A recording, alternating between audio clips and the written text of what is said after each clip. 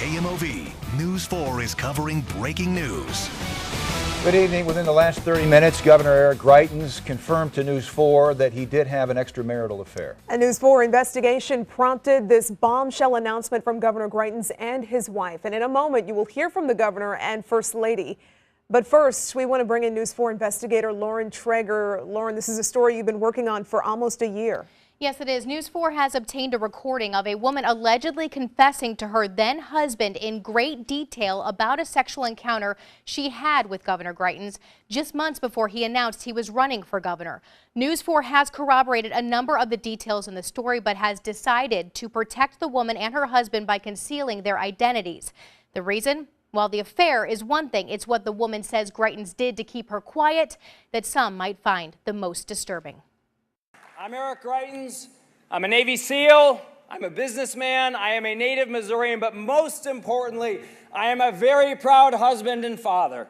During his campaign and while in office, Governor Greitens has built himself a family man. But acts a woman accuses Greitens of committing on tape, this man says are horrible and disgusting. I think it's absolutely inhuman and evil. I truly do. The man provided details to News 4 of a sexual encounter between his now ex-wife and Greitens back in March of 2015. News 4 is choosing not to name the woman. She has not made on-the-record comments for the story. The recording was made just days after Greitens and the woman's first sexual encounter. His wife did not know as she confessed intimate details to her husband.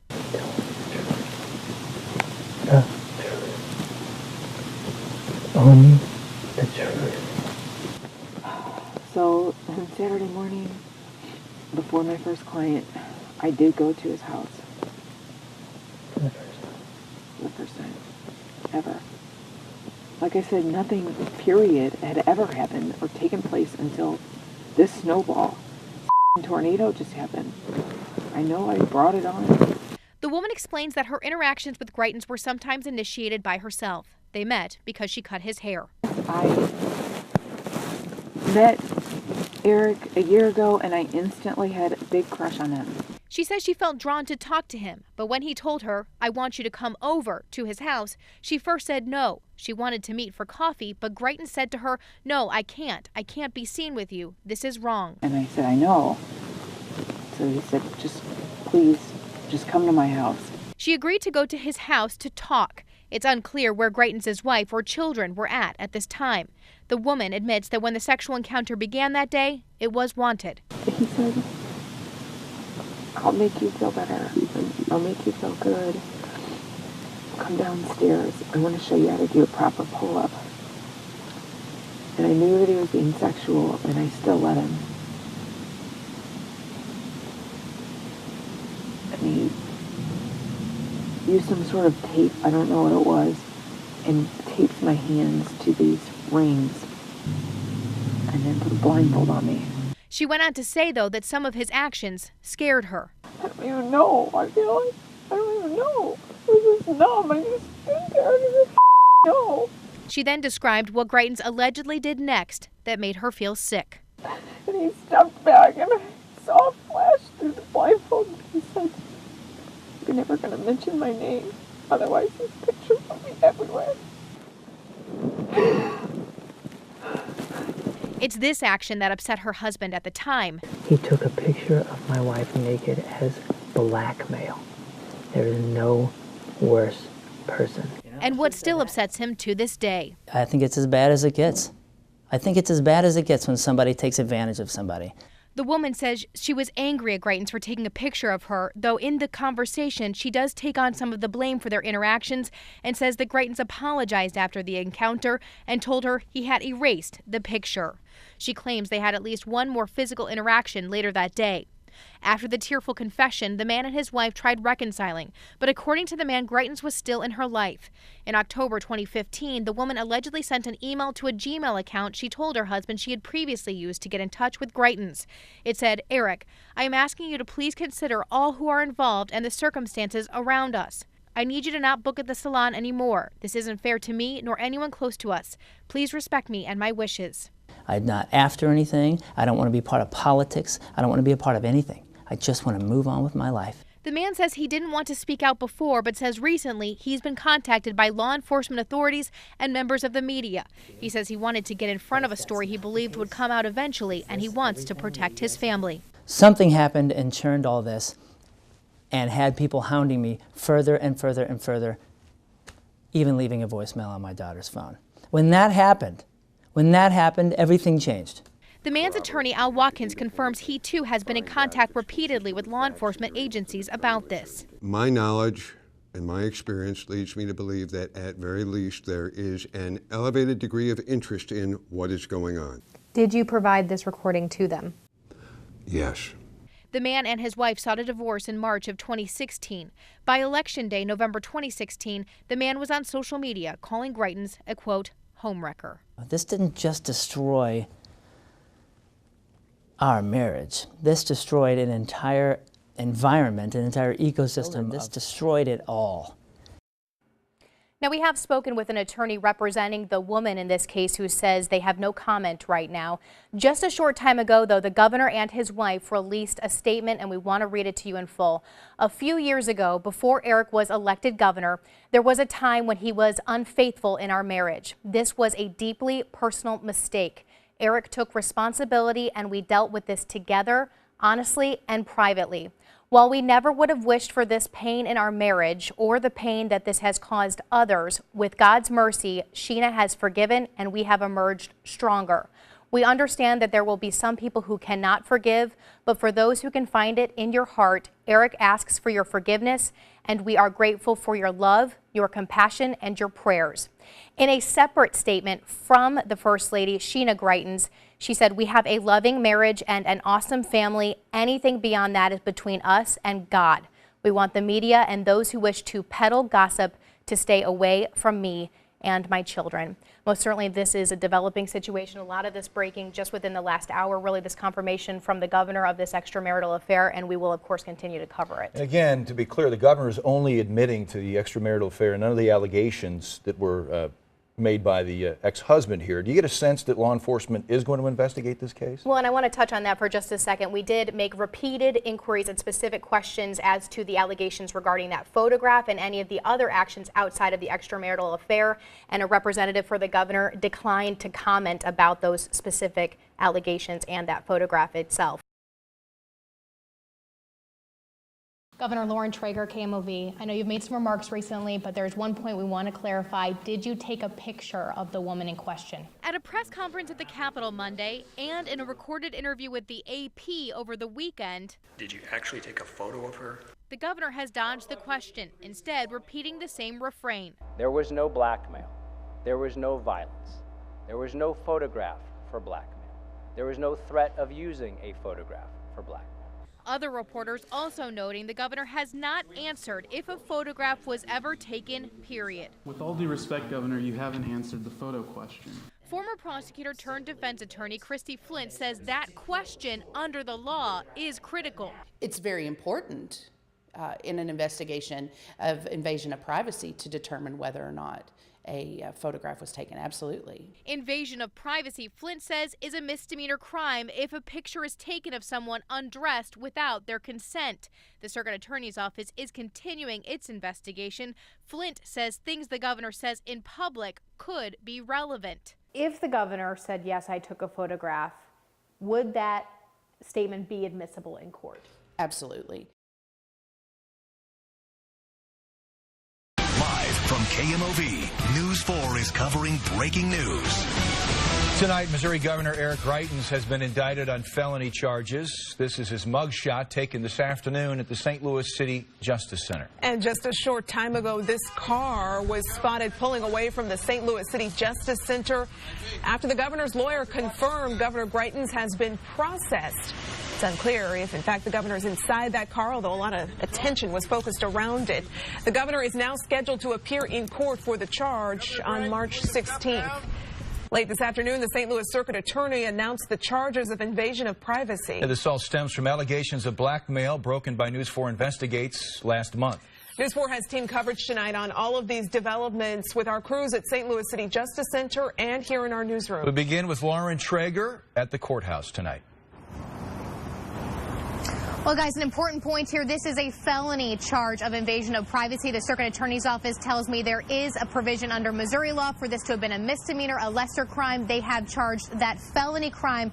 Governor Eric Greitens charged with felony invasion of privacy. As you mentioned, this all stems from allegations we first broke last month. An ex-husband coming forward telling me that his then-wife had an affair with Governor Eric Greitens. But there were additional allegations that the governor took a picture of the woman in a compromising position and threatened her, saying that if she talked about him to anyone, that picture would be everywhere. Now, the governor has repeatedly acknowledged the affair, but has not answered our repeated questions about whether or not he did take a photograph of the woman in question here. The charge is today giving us some new information, saying that there is some aspect of this, some evidence that indicates that the governor made some transmission of the photograph in a way that would be accessible on a computer. That is new information according to those charging documents that we did receive today.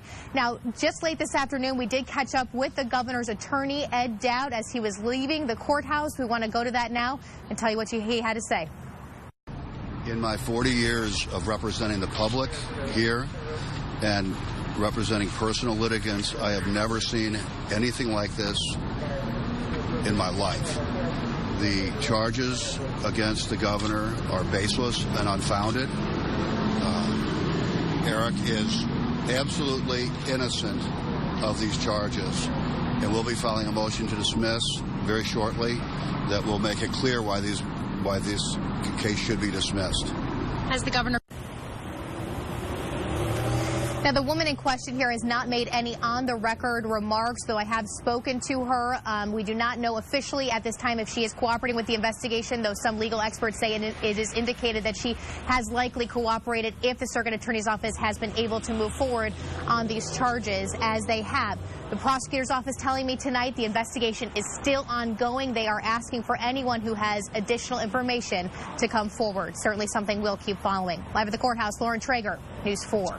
News 4 is also getting reactions to this news involving the governor. Matt Cesney has been reaching out to state lawmakers this afternoon. Matt is live in our newsroom. What are you hearing from them tonight? Well, Courtney, most say they are very surprised to hear about this news. Others choosing not to comment at all, including the Republican lieutenant governor of Missouri.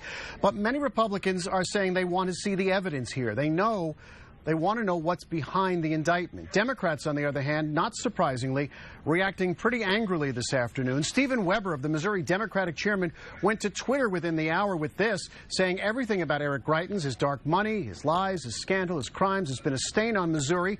And through it all, the Missouri Republican establishment has stood by him. Change can't come soon enough. The Democratic Governors Association also calling on Greitens to resign.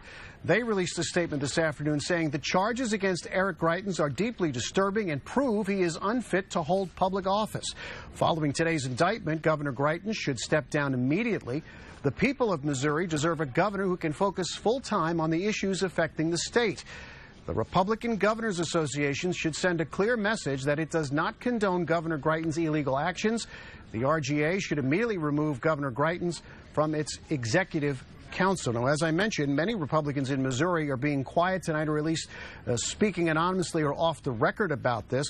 One state Republican representative from St. Louis, Marcia Hafner, who in the past has called for the governor to step down, went to her Twitter page this afternoon not to make any comment about it, but to simply post the story about the governor's indictment. That's pretty interesting. Some lawmakers also expressing surprise at the speed of this investigation and indictment.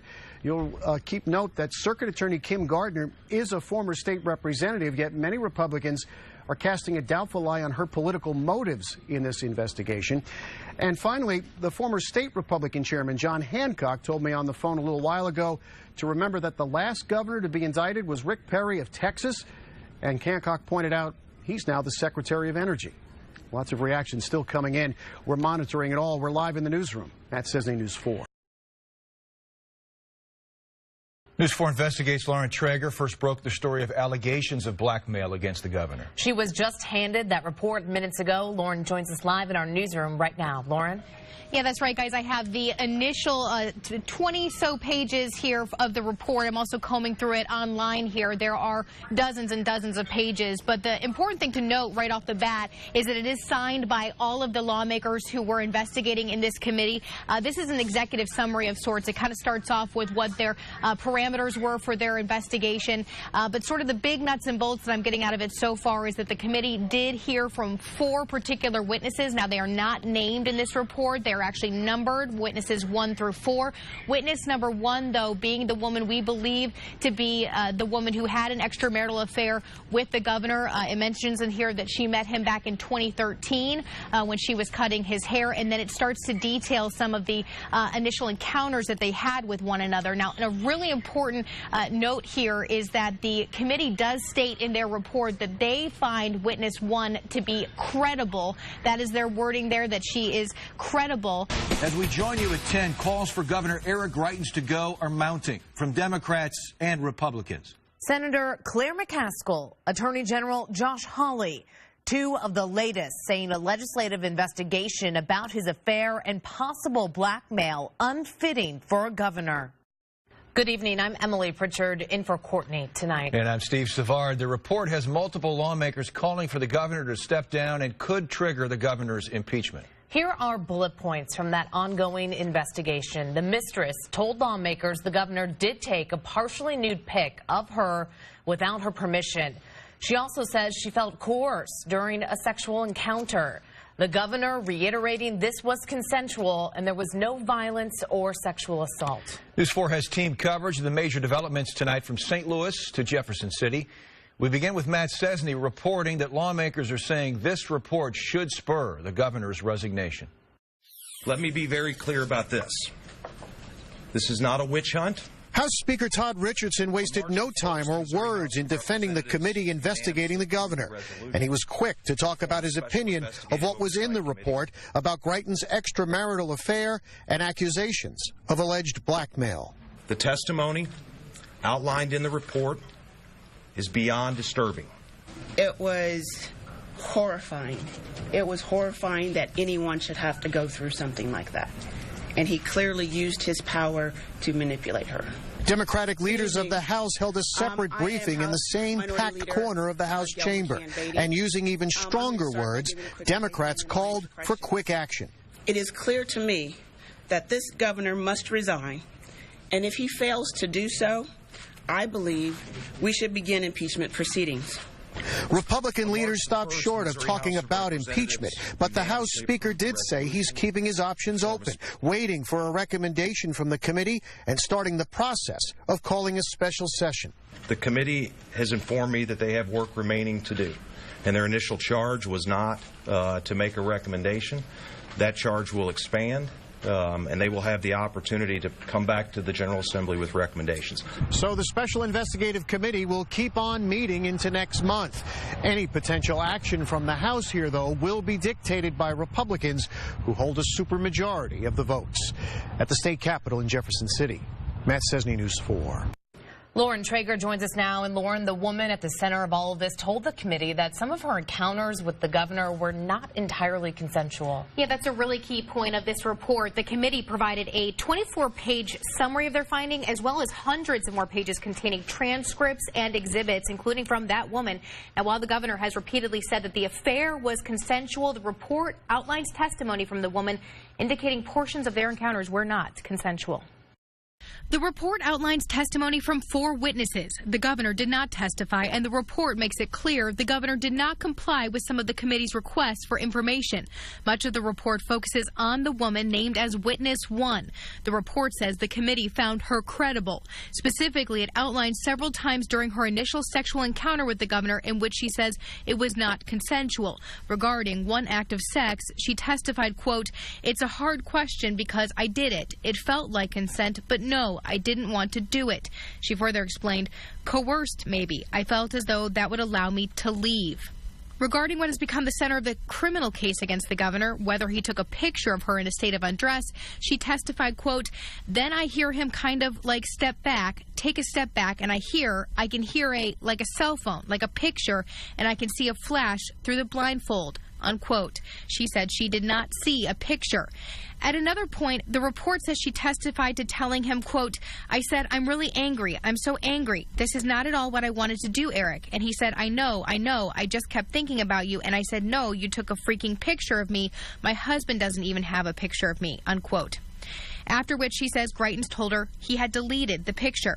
The committee says they found no evidence the photo has been transmitted. There was also another allegation in the report that at another encounter, the governor hit the woman after he asked her if she had been intimate with anyone else. Witness 1 testified that she did not believe the slap was intended to physically hurt her. Instead, she said, "I felt like he was trying to claim me." Now, there are a number of other details in this report, including that an attorney for the governor reached out to the woman's attorney after this story first broke, asking her what did she want out of all of this, but she said to the committee that she took it to mean that she want to fight this or fight their client on it. The committee also asked her if she'd been paid or compensated in any way. She said no. Her ex-husband, in his testimony in the report, said that someone had mentioned some money being put in his lawyer's trust fund, but then said afterwards he had not been paid. So again, a lot of small details in among some of the bigger ones here. Obviously, we've been combing through this throughout the night, and if anybody wants to take a look at this report, it is on our website, KMOV.com. A lot of graphic material, though, in there, so we do want to warn people about that before they go look at it. All right, Lauren, a very detailed report. Thanks. All right, thank you. An hour before that report was posted online, Governor Greitens addressed the media and blasted the report, saying it is full of lies. News 4's Russell Kinsall now with the governor's aggressive defense. Governor Eric Greitens walked out in front of a large crowd of reporters and cameras and denounced the report with a phrase he repeated several times. "Let's call this what it is. A political witch hunt." Greitens admitted having an affair, but characterized it as a personal mistake. But the people of Missouri see through this. And they know far better than to trust one-sided tabloid trash gossip that was produced in a secret report. The governor criticized the special committee's process of meeting behind closed doors. He said no one cross-examined the witnesses and there were no consequences if witnesses lied. This is exactly like what's happening with the witch hunts in Washington, D.C. Greitens also complained there was no one there to represent him when the committee heard testimony, although he was invited to appear before it and declined. The governor said the public will hear the full set of facts at his trial next month. In just 33 days, a court of law and a jury of my peers will let every person in Missouri know the truth and prove my innocence. Greitens vowed to continue serving as governor of Missouri. At the Capitol, Russell Kinsall, News 4. We sought legal perspective about today's report. Defense attorney Christy Flynn, a former prosecutor, focused on the woman using the word coerced in one of the sexual encounters at the governor's house. She doesn't describe any force. She doesn't describe any weapons. However, she described something that she felt like she had to perform a sex act on him, so he would essentially leave her alone. Flynn says she's never seen a case like this in which a critical piece of evidence, an alleged photo, is missing. Meanwhile, St. Louis University political science professor Ken Warren says today's report cripples Greitens' political career. I think that his political future is bleak. There's no question that he was being groomed for a possible presidential run. He had it all going for him. And he threw it away with this. And you better believe, by the way, that the big outside money that backed him, they're angry. A poll released before all this today found 48% of Missourians believe Governor Greitens needs to resign. The survey was conducted by conservative-leaning Mason-Dixon Polling, and you can see all those polling results on KMOV.com. Just a few minutes ago, we heard from Senator Roy Blunt. He told us the reports, the allegations are, quote, very concerning, and that the legislative investigation and legal trial are needed. We have called, emailed, and tweeted other Missouri Republican congressional leaders for comment tonight. So far, no response. And you can see other statements in our expanded coverage now on KMOV.com and on your KMOV app. We'll, of course, be covering all the developments on the story throughout the night, and we'll have the latest tomorrow on News 4 This Morning starting at 4 a.m. The blowback from the Special House Committee's report on Governor Eric Greitens is far from over. Good evening. I'm Steve Savard. And I'm Emily Pritchard. Courtney and Claire are off today. Tonight, Democrats want to stop sending bills to the governor's desk, and there's a new request to throw out the governor's criminal case. Calls for him to resign are also growing. News 4's Matt Cesney spent the day talking to lawmakers in Jefferson City. Nothing else to say? Lieutenant Governor Mike Parson brushed by our camera with nothing to say about Governor Greitens. Parson spent the day presiding over the state Senate, where anger seemed to be building over the governor. My statement today was I'm worried, and I have come to the conclusion that his ability to lead is not going to be there. Senate Majority Floor Leader Mike Kehoe became the highest-ranking Republican to call for the governor's resignation. Democrats were being even louder. I mean, for crying out loud. He coerced a young woman. He slapped her. Do you want him leading your state? I don't want him leading my state. The Senate leader, who may end up presiding over selecting judges for a Senate trial after impeachment, took to defending his House counterpart, Speaker Todd Richardson. I mean, have you seen the guy? Have you guys seen the Speaker? I mean, this guy has lost 20 pounds. He's probably smoking 20 packs of cigarettes. He's taken this job very serious, and I don't like the fact that some on the second floor have called this a witch hunt and impugning the integrity of these members. There is also speculation here that Senate Democrats may now also try to hold up sending any bills for the governor to sign. Coming up at 6 o'clock, I tracked down some House members here today, some who wanted to talk about the governor and some who wanted no part of our camera. In Jefferson City, Matt Cesney, News 4. Another high-profile lawmaker is calling for Governor Greitens to resign. Illinois Republican Governor Bruce Rauner said a resignation would be in the best interest of the state. He joins Missouri's Republican Attorney General Josh Hawley and Missouri Democratic Senator Claire McCaskill. The investigation has brought forth some very disturbing, terrible behavior, apparently.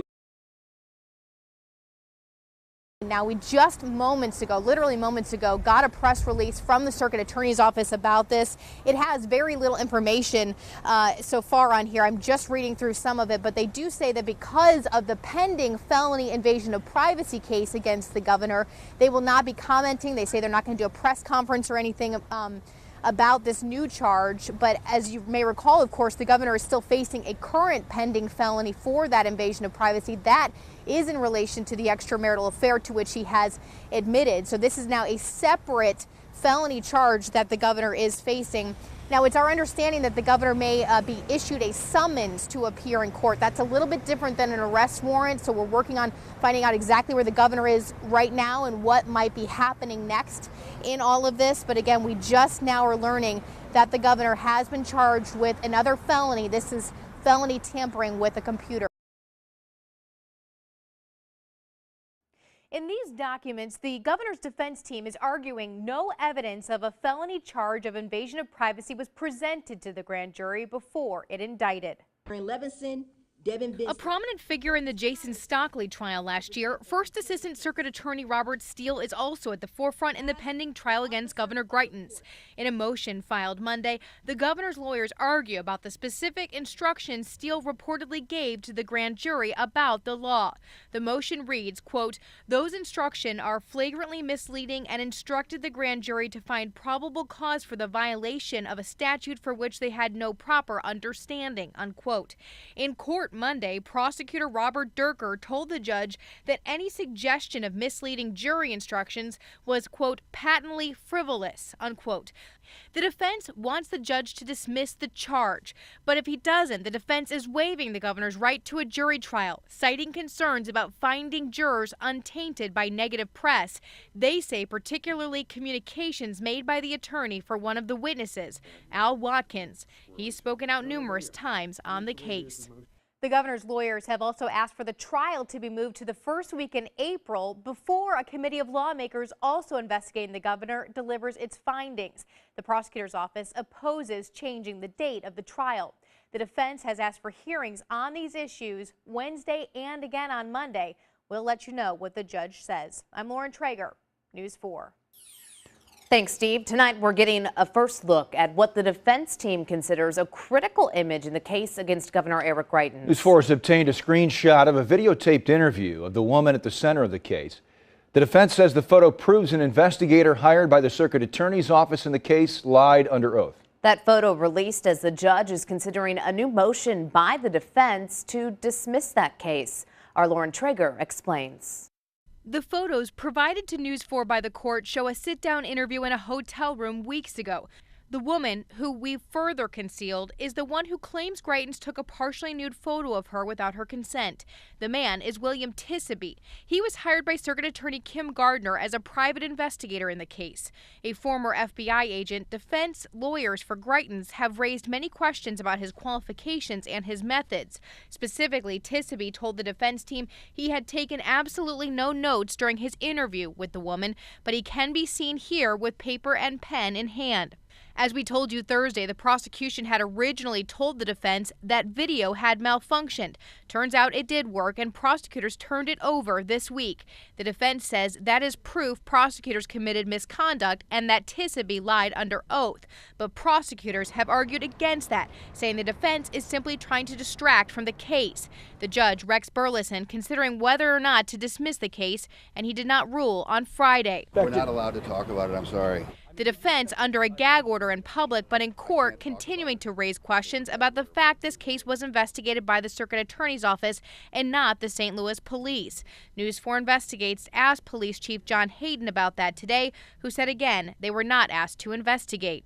No, Kim Gardner called me and hypothetically asked me what if a certain thing happened. So she never asked me about or identified a victim. And so we still, no victim has ever contacted the St. Louis Police Department and said, talked about a crime where Governor Greitens was the suspect. The prosecutor's office has said they've used private investigators in the past. Tissaby is still under a contract with the Circuit Attorney's Office, but a spokesperson says he is not actively involved in any investigation at this time. Lauren Traeger, News 4. Matt Cesney at the Capitol tonight. But we start here with our Lauren Traeger detailing information about mysterious payments sent to one of the lawyers connected to this case. Yeah, that's right, Courtney. From the beginning of all this, one of the central figures has been Al Watkins. He's an attorney who represents the ex-husband of the woman at the center of the invasion of privacy allegations. Today, a judge in the case disqualified him from representing another key figure, a former FBI agent who helped investigate. But the biggest news we learned, Watkins says he has received anonymous cash payments to the tune of $100,000. You've told us since, though, that you haven't been paid. So was that not truthful when you told us that before? No, that was absolutely truthful. Because I haven't been paid. My firm has been paid. And to be honest with you, I don't know who it's for. And more importantly, I'm trying to be as candid as I can. Now, he says to date, his client has not been paid in all of this, but it was first brought up in court by the governor's defense team. Al Watkins today claims that 2 anonymous cash payments were dropped off at his office. The first came on the day in January his client did a sit-down interview with News 4, and the day after. Now, Watkins says he does not know where they came from, but said a phone call from an intermediary who he would not disclose said the money was to deal with the, quote, fallout from the story. He said he reported it to federal authorities. News 4 has reached out to those authorities but has not yet heard back. Now, the governor and his team have previously claimed that the ex-husband or Watkins were motivated to bring this story forward. News 4 has repeatedly asked whether or not Watkins or his client had been paid for the story even before it first aired. What have the offers been to say this would be? I am not at liberty to discuss offers, nor will I, because they're a work in progress. Now, to date, Watkins says his client, the ex-husband, has not been paid at all. The governor's defense team is seeking Watkins' financial records, something Watkins told the judge today he planned to fight. We're following major breaking news from downtown St. Louis this evening. The criminal case against Governor Eric Greitens suddenly dropped. This is the invasion of privacy case surrounding the allegations of blackmail. Our team coverage live at 6 right now is from the Civil Courts building downtown and begins with our Lauren Traeger. Yeah, guys, this was big developing news today, as most of the day we had expected the trial to be moving forward, jury selection going forward as planned. But late this afternoon, we did get this breaking development that the case would be dismissed against Missouri Governor Eric Greitens. Now, this comes down to a lot of the issues we have been reporting on over the past weeks and months, concerns raised repeatedly by the governor's defense team about an investigator hired by the prosecution on the case who ultimately took the fifth. We just learned that the defense team had intended to call the elected prosecutor, Circuit Attorney Kim Gardner herself, to the stand, and they were attempting to talk with her about her feelings when they say they learned that she too was going to take the fifth. That is when prosecutors say they felt that they had to dismiss the case. The defense team certainly very, very pleased with that outcome. And just a few moments ago, we also heard from Governor Eric Greitens. Take a listen to his full statement from the courthouse steps.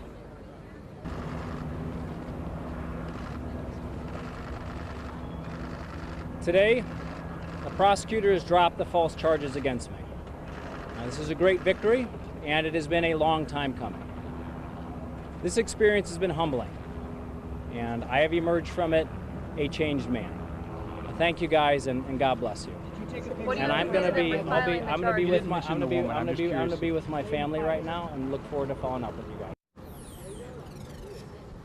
And guys, we are joined now by one of the governor's defense attorneys, Jack Garvey. We're here live with Jack right now. So tell us, when did you first learn that this case would be dismissed, and what was the governor's reaction to that? The way we learned it was the judge gave us the option of doing an offer of proof.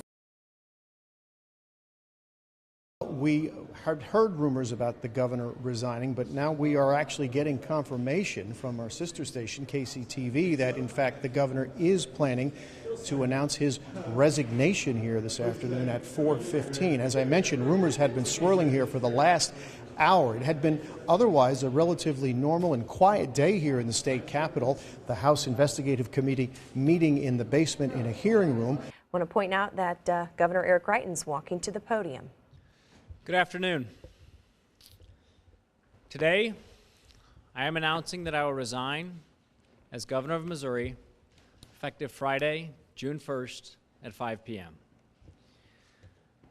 I came to office to fight for the people of Missouri, to fight for the forgotten. I love Missouri, and I love our people. That love remains.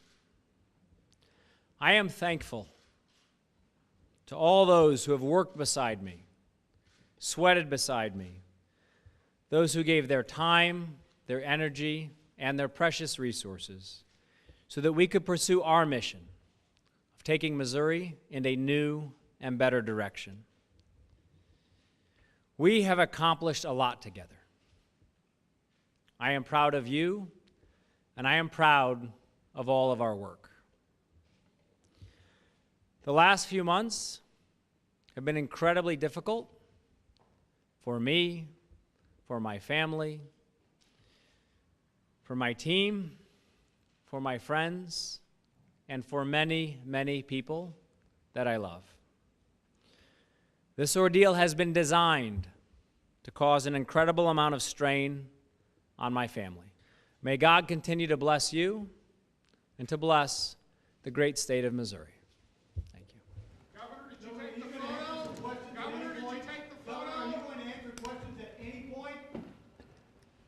Governor Eric Greitens announcing his resignation this afternoon. Just moments ago in Jefferson City, had a lot to say there, took no questions after making his announcements. Among the things he said that the investigations have been designed to create a strain on him and his family, referenced the pain it has caused himself and his family, his colleagues, he says, with no end in sight. He adamantly says, I have not broken any laws. Goes on to say, let the fairness of this process be judged by history. Do you hear me all right? Let history and God bring justice against those who have waged the attack. Yeah, interesting to say before he said I've not broken any laws, he did admit, I know that I am not perfect. I know that my proceedings have not been perfect. An interesting word that he also used was this whole ordeal was designed to cause strain on his family and designed to cause damage to his family. He was very particular, Lauren, with the words that he used in that statement. Yeah, I think there was certainly a little bit of a targeting towards perhaps the people who have been working for it, although he didn't name anyone specifically. He didn't mention any lawmakers or the House committee or anyone who may have been sort of pushing this forward in a way to kind of continue this exploration. But I certainly think that there was some language there of I'm not giving up the fight. He mentioned a battlefield for him, that he was going to continue to work for Missouri is what he said. And as you mentioned, Claire, he certainly said he has not broken any laws. He says he's not done anything of the offenses of which he's been accused. So it was certainly interesting language there. Did not really give a lot of insight as to why the particular timing now, except to say that people who've been supporting him, he feels have been harassed, was the word that he used there. Matt Cesny took in the press conference. He is in the governor's office, just listening to the resignation from the Missouri governor. Matt, what struck you about what Eric Greitens had to say this afternoon?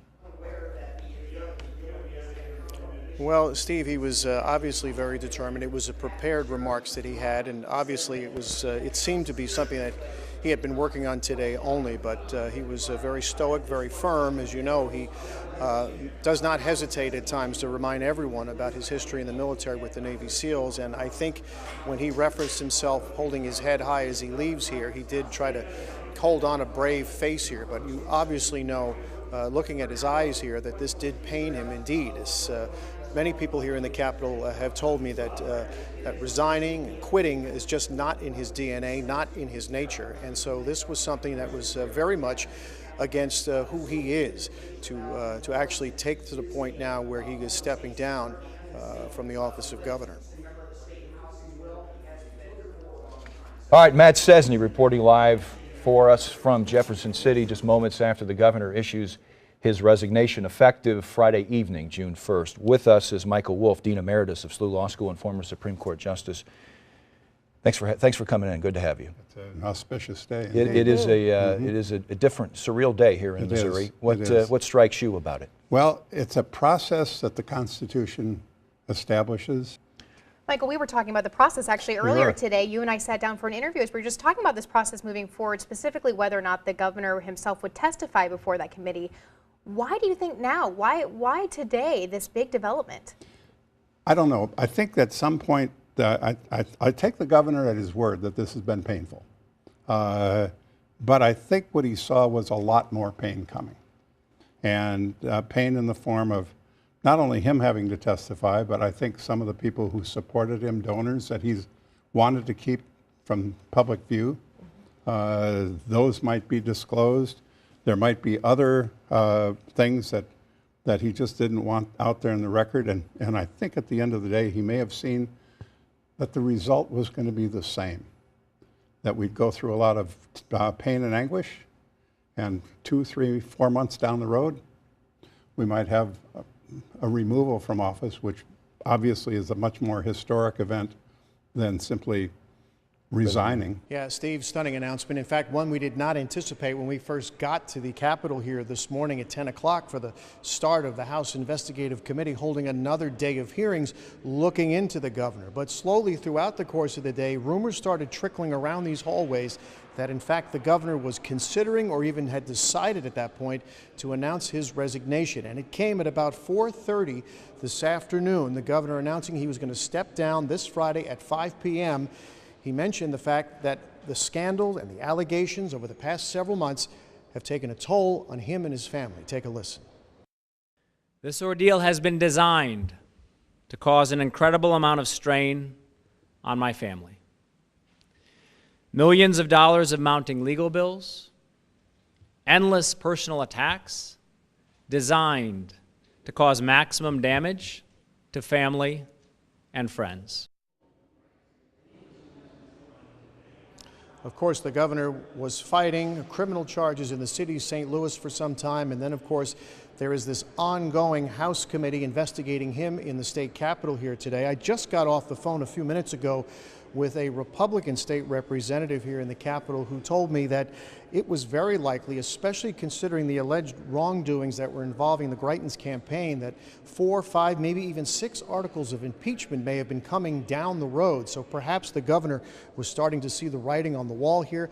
Still, of course, though, he is a Navy SEAL, and he's not declined to give up. He had said he wouldn't give up for months, But in fact, that's exactly what he did today. Reporting live in the state capitol, Matt Cesny, News 4, back to you. Okay, Matt, in Jefferson City, Lauren Traeger joins us here in studio. You've been working the phones and your sources all afternoon, and I know the House leadership has issued a statement in the last few minutes. Yeah, that's absolutely right. I just got a text just a few moments ago, actually, from the spokesperson for Prosecutor Jean Peters Baker. She is in Jackson County, and she has been the special prosecutor in the criminal case moving forward.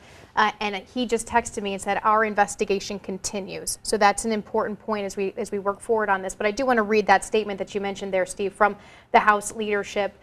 They said, we believe the governor has put the best interest of Missourians first today by choosing to resign. The past few months have been difficult for everyone involved, including the governor and his family. This is a serious and solemn occasion that reminds us that our state and our duty are bigger than any one person or party. Now, one of the big questions that we are continuing to ask at this very hour is why now? Why at this particular moment in time? Because the governor has been adamant over the past several months that he would not be resigning, that he was innocent of any of the charges. He's been very critical of the process, both at the criminal justice level and in the House of calling the actions there a political witch hunt. So we do not know at this particular time, because in his press conference, the governor did not answer questions about why, what at this moment in time motivated him to make this announcement today. And he remains on the offensive even in his announcement of resignation, and said he has not broken any laws.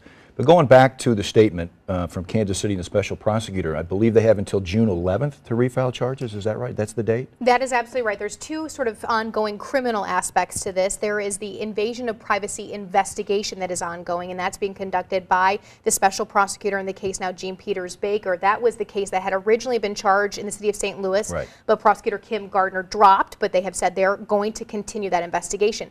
There is also still a pending felony charge for computer tampering that resides in the city of St. Louis. That was charged under Kim Gardner as well. Those are two very separate criminal issues that have been moving forward. So we are going to be working to see now what is going to happen with either of those, that ongoing investigation as well as that pending case. And we've kind of been discussing whether or not there may have been a deal of some kind worked out, or whether or not there will be some impact now that the governor has resigned to those criminal cases. Some would say it was a huge victory just a few weeks ago when the criminal invasion of privacy case was thrown out. The governor standing on the steps of the courthouse there, being adamant about he's here for the people of Missouri. Over the weekend, you know, we didn't really hear much from him, had a few tweets, especially on Memorial Day.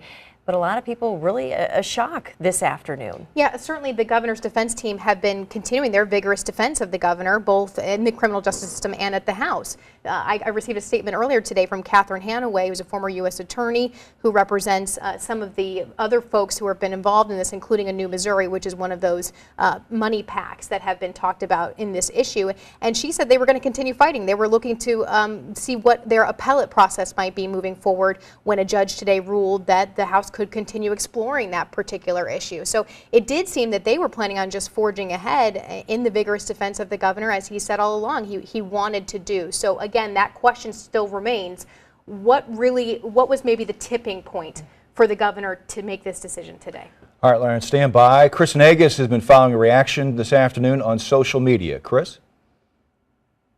A lot of information, a lot of news on social media. Josh Hawley, the Missouri Attorney General, saying today the governor has done the right thing. I wish incoming Governor Mike Parson well and stand ready to assist him in his transition. Of course, we are talking about the Lieutenant Governor. This is the end of the Greitens administration, the beginning of the Parson administration. We know the Lieutenant Governor is now on his way back to Jefferson City. We expect to hear something from him around 6 o'clock. Typically, the job of Lieutenant Governor, it's a low-profile office. Usually, few people know much about the person who holds it. Hello, I'm Mike Parson, Lieutenant Governor of the state of Missouri. If you don't follow Lieutenant Governor Mike Parson on Facebook, you may have missed his New Year's greeting. He was elected to a big job with a relatively low profile. Thank you, Springfield and In November 2016, Mike Parson was elected the state's 47th Lieutenant Governor. I just can't tell you how humbled I am to win a statewide office. Prior to his swearing in, Parson was a state senator and a state rep. He comes from a law enforcement background and served as the Polk County Sheriff between 1993 and 2005. He lives 3.5 hours southwest of St. Louis in Bolivar, that's north of Springfield, where he operates a cow and calf operation, something he posts pictures of on Facebook. He's an advocate of Second Amendment rights and vocal about strengthening laws that protect farmers and ranchers. Parson beat out Russ Carnahan for the state's #2 job, and at the time spoke to News 4. People are frustrated with government, especially on the federal level. And I think there was a loud message tonight. If you didn't get it, you better wake up. Parson told News 4 he would focus on veterans issues, tourism, and agriculture after his election. What a night! And we really have not heard a lot from the Lieutenant Governor over the past several months. We will be hearing a lot more from him in the future. Again, expecting to hear something around 6 o'clock. And within the last 30 seconds, we just got this announcement from U.S. Senator Claire McCaskill saying, "I wish Lieutenant Governor Parson the best. I look forward to working with him." Of course, we will continue to monitor reaction from elected officials. And once we get more information, we will bring it to you. Live in the newsroom, Chris Nagus, News 4. It has been less than 24 hours since Missouri Governor Eric Greitens made his stunning announcement that he will resign on Friday. Today News 4 is following that story in Jefferson City as well as in downtown St. Louis. We do have team coverage for you with Lauren Traeger in downtown St. Louis and Justin Andrews in Jefferson City. We begin with Lauren Traeger with late news, Lauren, on the criminal computer tampering case against the governor. Yeah, that's right, Claire. The circuit attorney making a big announcement here at the courthouse this morning, and with it, the governor no longer charged in any criminal case. Take a listen to the announcement. After much conversation with Mr. Greitens' defense attorneys and my team, we have come to an agreement on the felony computer tampering case. I believe the most fair and just way to resolve this situation is to dismiss the computer tampering case. The circuit attorney says she is confident there is evidence to pursue charges against Greitens, but says pursuing those charges is not the right or just thing to do for the city or the state. Greitens was charged with tampering with computer data after allegations he directed a former employee to take a donor list from the charity The Mission Continues and use it to fundraise for his campaign. Now, the circuit attorney says she considered the totality of the situation before dismissing the charge. Kim Gardner says she recognized the witnesses, including Greitens' former colleagues and friends who cooperated with the prosecution. She took no questions after her announcement today, but after it, her spokesperson says the governor's defense team approached them over the weekend about a deal. We caught up with one of the governor's lawyers today. No, I'm not saying that resigning was the best thing, but if the governor was going to resign, the best thing for him was to make sure we could eliminate all these silly matters. Now, this was an agreement, though, that the governor resign in exchange for these charges being dropped. And to be clear here, there are still two, at least, separate investigations still ongoing. A special prosecutor out of the Kansas City area is reviewing allegations involving the governor's extramarital affair. And St. Louis City Police are investigating allegations about the actions of an investigator hired by the prosecution here in St. Louis. So a few items do still remain, but overall, a very big resolution here today. The governor of the state of Missouri, once charged with two separate felonies, now not charged with anything at all. Live at the courthouse, Lauren Traeger, News 4. In Jefferson City right now, we are told the governor is at work as he prepares to step down Friday evening. We continue our team coverage today with Justin Andrews, who has been in the state capitol since early this morning. Justin, what is it like there? Well, it was a different feeling, Claire. I've been inside the State House quite a few times in my career, and I've never seen it so empty and heard it so quiet. My photographer and I, we were inside the State House early this morning. We noticed activity outside of the governor's office. We waited there for hours. Greitens' press secretary told me the governor would be there to do work, but we never saw the governor enter, likely because there's a special entrance from the elevator directly to his office. We spotted two women leave the governor's office carrying what appeared to be large picture frames. Other hallways were practically bare inside the State House. News 4 was looking for reaction from lawmakers, but after calls, emails, and a few pass-bys, most lawmakers were not there this morning. Even the cafeteria was empty, where there's usually some political chatter going on. This afternoon, some are asking what happens to Greitens' staff. Will they carry over to work for Parson? Well, one staff member told me he has, quote, no interest in doing that, but I've learned others will. We do know House lawmakers are expected to meet this afternoon. In fact, in less than an hour, my colleague Matt Cesney will have live coverage coming up on News 4 at 4. For now, we're live in Jefferson City. I'm Justin Andrews, News 4. The clock is ticking on Governor Eric Greitens' final days in office. In 48 hours, Lieutenant Governor Mike Parson takes over. News 4's Matt Cesney. Parson's plan as the lieutenant governor prepares for the transfer of power. Lauren Traeger is investigating the legal dealing to Eric Greitens' resignation. And Chris Negus looks into whether Greitens will be eligible for a pension. We begin first at the state capitol with Matt Cesney. Matt, just 2 days until the big change.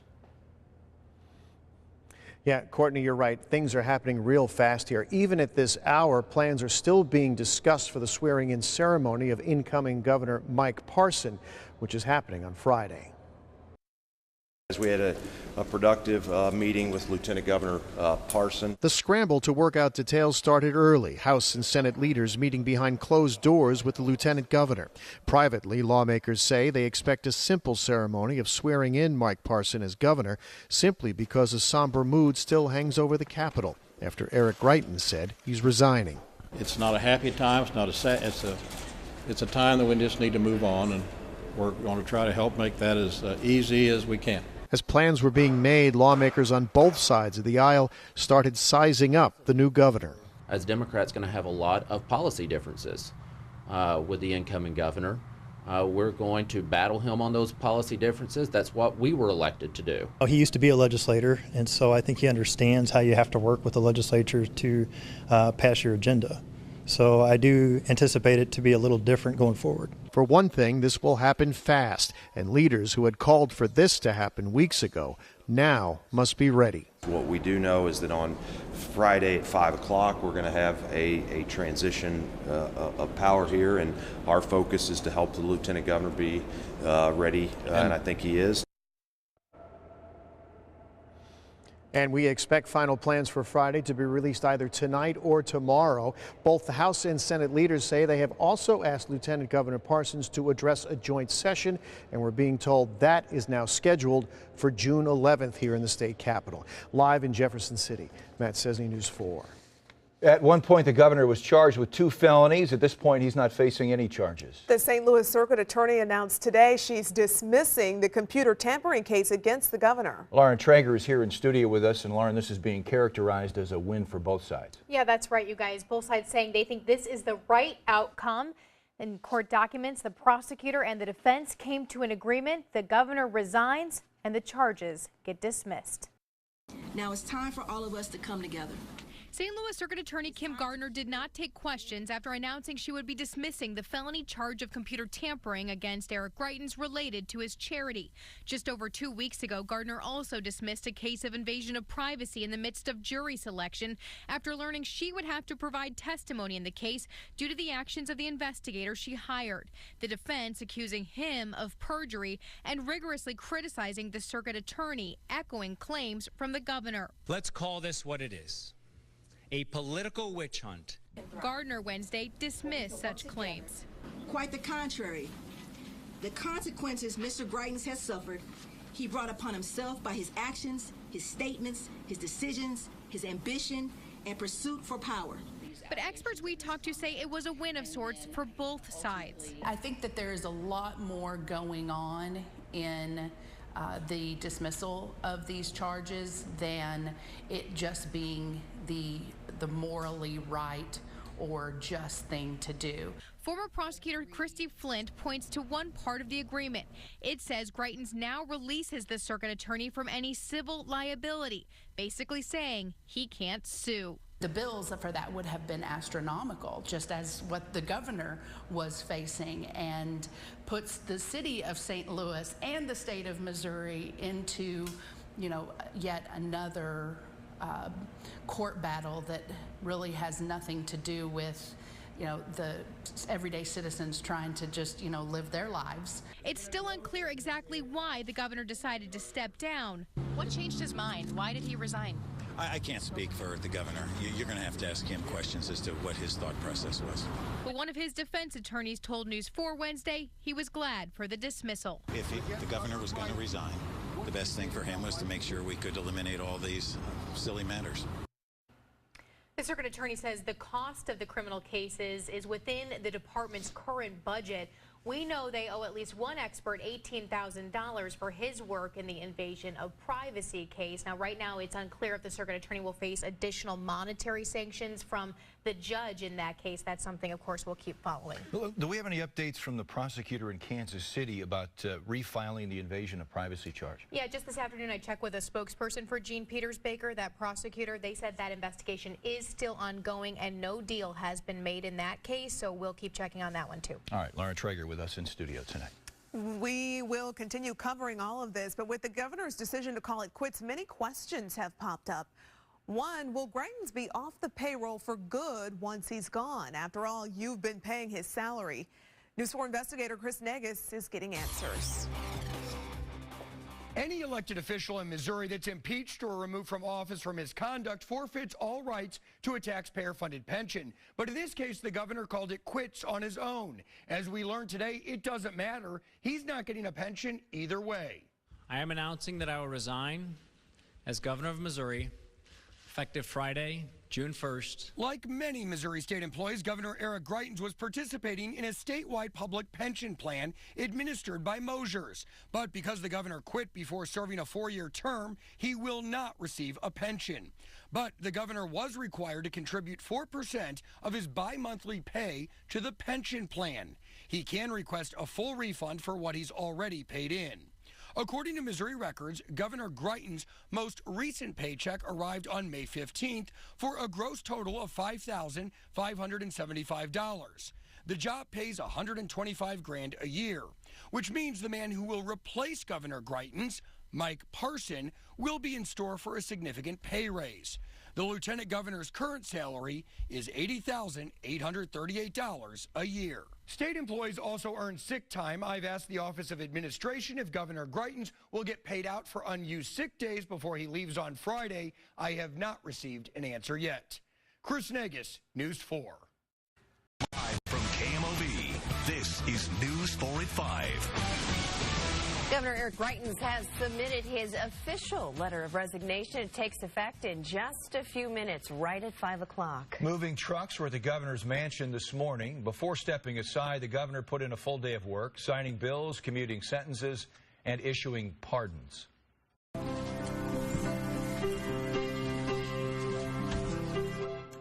About an hour ago, Lieutenant Governor Mike Parson participated in a prayer service at the First Baptist Church in Jefferson City. He'll be sworn in as the 57th governor of Missouri in a half hour. News 4 has multiple crews covering that transition of power in Jefferson City. News 4's Matt Cesny is live outside the governor's office where Parson will take the oath of office. Matt? Steve, Lieutenant Governor's staff tells me they expect to take control of this governor's office at 5:01 today, and that's when we expect these doors to open so we can go in and begin setting up for the swearing-in ceremony. Outside of that prayer service this afternoon, the Lieutenant Governor spent all day here in the state capitol in his office on this second-floor hallway. Everybody.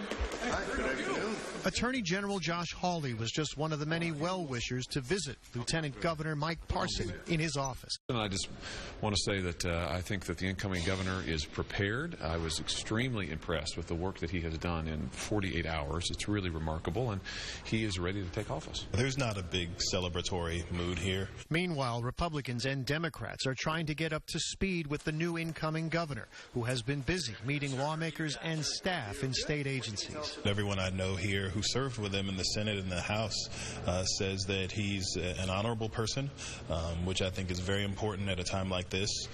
You want someone you can trust ethically and someone who knows about the business of state government. Well, I will tell you he has already reached out, which is a unique situation. The Democratic House Minority Leader says she plans to talk with the conservative Republican. I recognize that policy-wise we are, we're on opposite sides, but that doesn't mean that, you don't have conversations. All right, right, Mike Parsons set to be sworn in as the next governor of Missouri at 5:30 this afternoon here inside the governor's office. We will carry it live on KMOV's Facebook page and also on KMOV.com. And our coverage from the Capitol will continue on News 4 at 6 o'clock. We're live inside the Capitol in Jefferson City. Matt Sezzi, News 4. Mike Parsons has had just 2 days to prepare for his transition to governor, and as he headed out from his office with his wife this afternoon, she said it's been a whirlwind. It's been nonstop. We haven't slept much. We've been going, and Mike's been working and having meetings every day. And Teresa Parsons told reporters she spoke with Eric Greitens' wife, Sheena, who told her she was about to be moved out of the governor's mansion. The Parsons expect to move in tomorrow. Now, before leaving office today, Eric Greitens signed 77 bills into law, and among them, a new law that will make it a felony to share sexual pictures of someone without their consent. It's sometimes referred to as revenge porn. That bill was proposed before news of Greitens' affair broke and before he was charged with an invasion of privacy over an alleged photo. Greitens also freed and pardoned several convicted criminals. News 4's Chris Nagus will have more on that tonight on News 4 at 6. There are several ongoing issues surrounding the outgoing governor. A special prosecutor continues to investigate the invasion of privacy charge surrounding his extramarital affair. And a lawsuit regarding the use of a text message deleting app by Greitens and his current and former staff also moves forward. Today, a judge also ruled that he will have a hearing next week to address whether the organization A New Missouri will have to disclose donor information related to the governor's campaign. Coming up in 5 minutes, News 4 takes a closer look at the rise and fall of Governor Eric Greitens from before he launched his campaign to become governor to his resignation today following the investigations. That's coming up in 5 minutes. Eric Greitens, as you know, no longer governor, but even before he won an election, he was making headlines. I knew when I got into this that the politicians would throw slime. That was during KMOV's debate between the 4 candidates seeking the GOP nomination for governor back in 2016. But Greitens' time in the national spotlight actually started a decade before that campaign even started. Well, I'm no career politician. I'm a Navy SEAL, and I'll take dead aim at politics as usual.